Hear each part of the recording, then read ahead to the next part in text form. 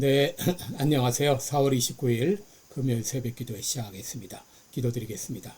은혜로우신 우리 하나님 아버지, 주의 사랑과 은총을 감사와 찬송을 드리옵나이다. 하나님께서 오늘도 새날 허락해 주신 것을 감사합니다. 주님 앞에 영광 돌리는 귀한 하루가 되게 하여 주옵소서. 오늘 한날도 주님 앞에 온전히 의탁하옵고 예수님의 이름으로 기도드리옵나이다. 아멘. 네, 찬송가 212장 부르겠습니다. 겸손히 주를 섬길 때 212장, 예전 찬송가는 347장입니다.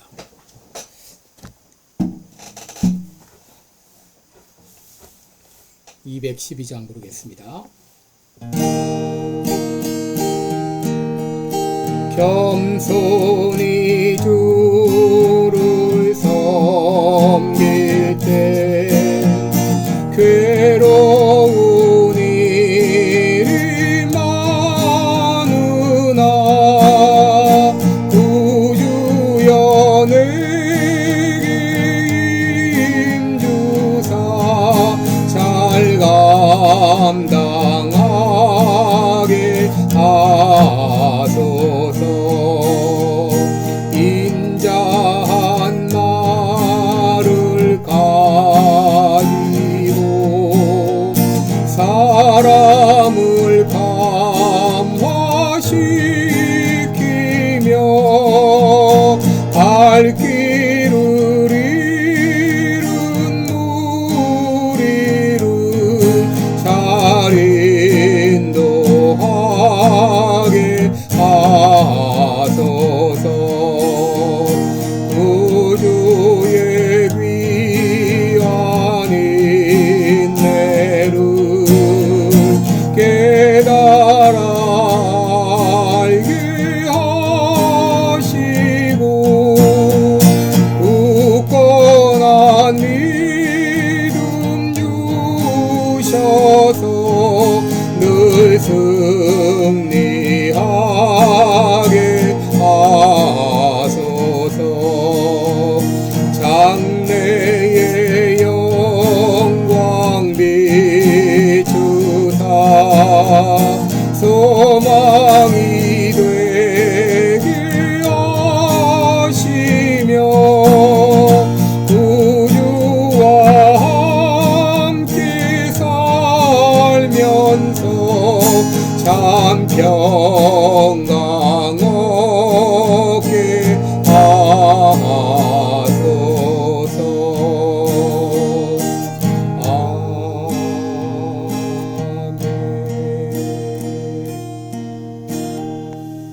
아멘. 네, 우리 오늘은 잠언 26장 17절부터 21절까지 보겠습니다. 잠언 26장 17절부터 21절입니다. 잠언 26장 17절부터 제가 읽어드립니다. 길로 지나다가 자기에게 상관없는 다툼을 간섭하는 자는 개 귀를 잡는 자와 같으니라. 횃불을 던지며 살을 쏘아서 사람을 죽이는 미친 사람이 있나니 자기 이웃을 속이고 말하기를 내가 희롱하였노라 하는 자도 그러하니라. 나무가 다하면 불이 꺼지고 말장이가 없어지면 다툼이 쉬느니라. 숯불 위에 숯을 더하는 것과 타는 불에 나무를 더하는 것 같이 다툼을 좋아하는 자는 시비를 일으키느니라. 아멘. 네, 우리 오늘은 싸움꾼에서 피스메이커로 이런 제목으로 함께 말씀을 나누겠습니다. 여러분, 우리는 싸워야 되는가, 싸우지 말아야 되는가 이렇게 물을 때 당연히 싸우지 말아야 된다 이렇게 말할 것입니다. 여러분, 그러나 이것은 대상에 따라 다릅니다. 여러분, 우리는 이 악의 세력과는 반드시 싸워야 됩니다. 에베소 6장 11절에 마귀의 괴계를 능히 대적하기 위하여 하나님의 전신갑주로 무장하라 라고 했고, 또 에베소 6장 12절에 우리의 싸움의 대상자는 정사와 권세와 어두움의 세상 주관자들과 하늘에 있는 악의 영들의 대함이라 그랬습니다. 여러분, 이것은 마귀의 계급들을 말하는데 우리는 이 악한 이 마귀의 세력과 또 마귀의 사주를 받는 이런 악의 세력과는 당당히 맞서 싸울 수 있도록 힘을 길러야 되고 마땅히 싸워야 됩니다. 그러나 이 마귀와 이 마귀의 세력 이외와는 어느 누구와도 싸워서는 안 됩니다. 여러분, 악한 마귀의 세력이 아니라면 그들은 우리의 동지요, 우리의 동료요, 또 영적인 가족입니다. 이번 부부간 싸우는 사람이 있습니다. 어리석은 사람입니다. 가족 간에 싸우는 사람이 있습니다. 어리석은 사람입니다. 교회에서 싸우는 사람이 있습니다. 어리석은 사람입니다. 직장에서 싸우는 사람이 있습니다. 어리석은 사람입니다. 여러분, 우리는 이 악의 세력 이외에 그 누구와도 싸워서는 안 됩니다. 그러나 우리 현실을 보게 되면 싸움이 일상화된 것을 보게 됩니다. 가정에서도 교회에서도 또 나라 안팎에서도 싸우는 경우를 많이 보게 됩니다. 성경에서도 예수님의 제자들은 시간만 나면 싸웠고 또 바울과 바나바도 싸우다가 헤어졌습니다. 또 예루살렘 교회, 또 고린도 교회, 혹은 빌립보 교회, 이런 교회 안에서도 싸움이 종종 있었습니다. 심지어 모든 것이 완벽한 에덴 동산에서조차 싸움이 있었습니다. 여러분, 왜 우리 이 사람들이 싸울까요? 오늘 본문에서 몇 가지 이유를 찾을 수 있는데요. 첫째는 쓸데없이 다른 사람의 일에 간섭할 때 싸움이 일어납니다. 17절을 보시면 길로 지나다가 자기에게 상관없는 다툼을 간섭하는 자는 개 귀를 잡는 자와 같으니라 그랬습니다. 여러분, 이 구절은 지혜로운 자들이 말다툼을 하는 사람들을 볼 때에 그들의 모습을 보면서 만들어 놓은 격언입니다. 이런 일들이 비일비재하게 일어났다고 하는 것이죠. 여러분, 개라는 동물은 이 귀를 잡게 되면 격하게 반응하며 물 수가 있습니다. 더구나 당시 이 고대 근동 지방의 개는 애완동물이 아니라 야생동물이었습니다. 그런 개의 귀를 잡았다면 치명적인 부상을 입을 수 있습니다.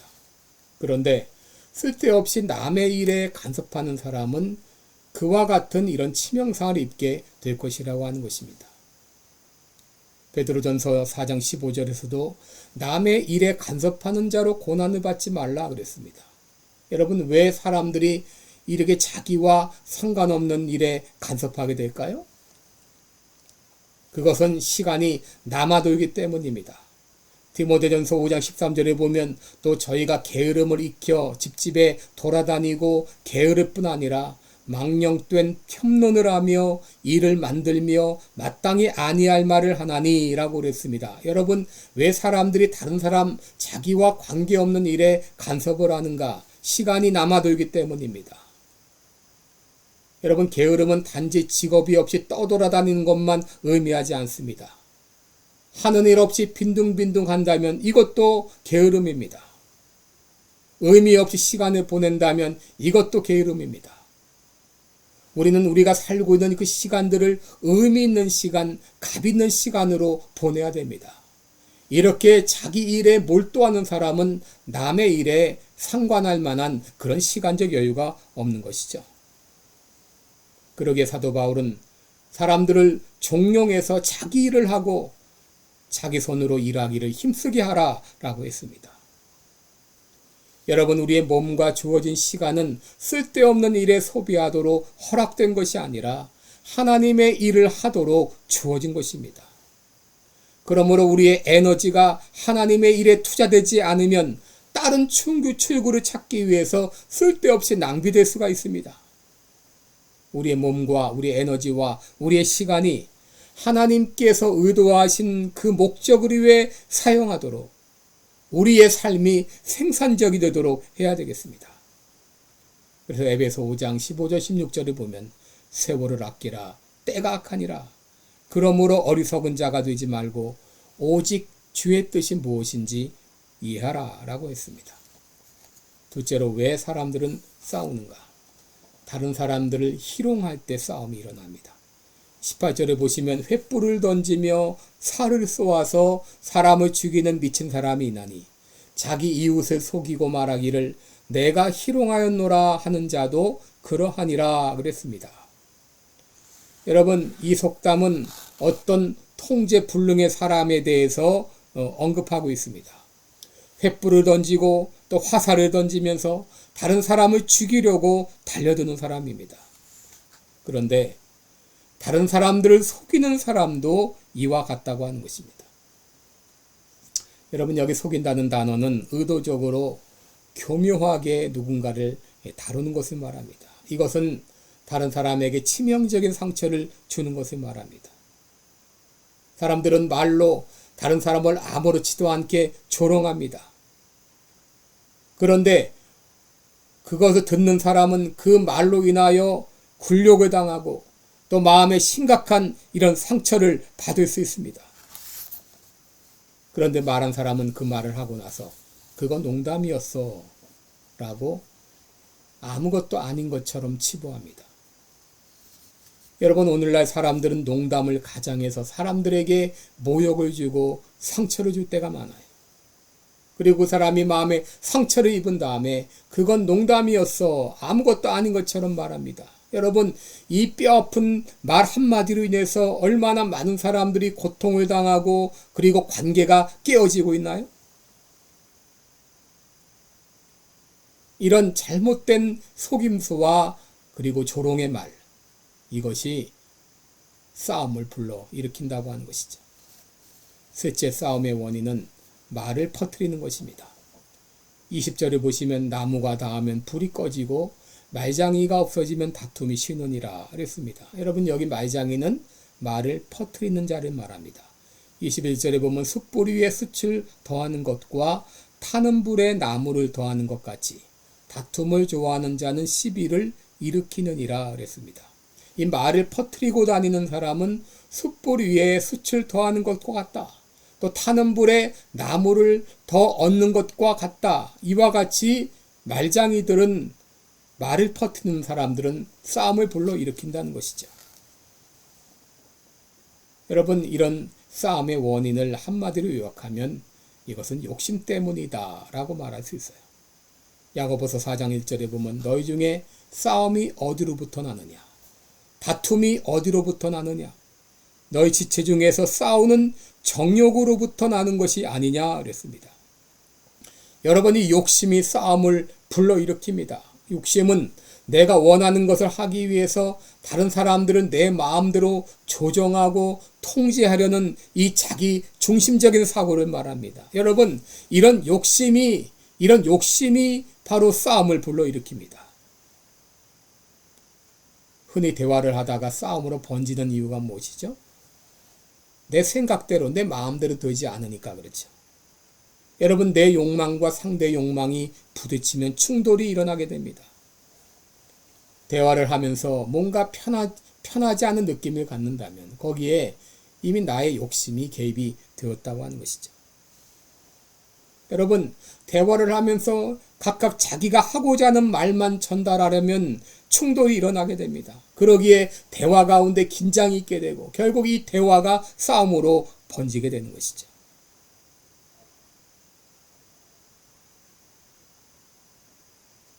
여러분, 욕심을 가진 사람을 만나면 대화가 불편해지고 결국 싸움으로 변질됩니다. 그러나 욕심이 없는 사람은 언제 만나도 편안합니다. 왜? 요구하는 것이 없기 때문이죠.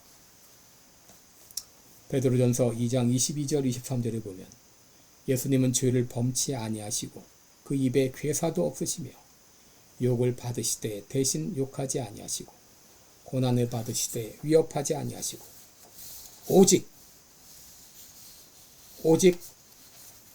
그는 고난을 받으셨다라고 말씀했습니다. 여러분, 우리들은 예수님이 가신 그 길을 가야 됩니다. 예수님이 가신 그 길을 본받아야 됩니다. 예수님께서 친히 나무에 달려 그 몸으로 우리 죄를 담당해 주셔서 이제 우리는 죄에 대하여 죽고 의에 대하여 살게 되었다라고 말했습니다. 그리고 저가 채찍에 맞음으로 우리가 나음을 입었다라고 했습니다. 예수님께서 십자가에서 채찍에 맞으심으로 말미암아 우리가 나음을 얻고 치유함을 받았습니다. 우리의 못된 입도, 언어 습관도 치유를 받았습니다.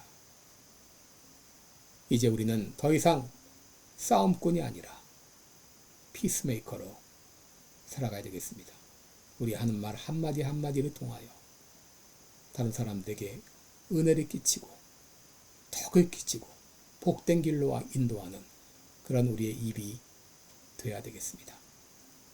이제 더 이상 싸움꾼이 아니라 피스메이커로 살아가시기를 기도하겠습니다.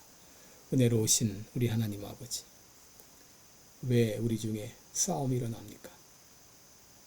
아버지, 욕심 때문이 아닙니까? 이기적인 나의 생각 때문이 아닙니까? 주님이여, 예수님께서 우리의 욕심과 우리의 이기심을 치유해 주기 위해서 십자가에 못 박혀서 또 채찍으로 맞으셨습니다. 그로 인하여 우리가 치료함을 받았습니다. 이제 더 이상 우리들은 싸움꾼이 아니라 피스메이커로 살게 하여 주옵소서. 예수님의 이름으로 기도드리옵나이다.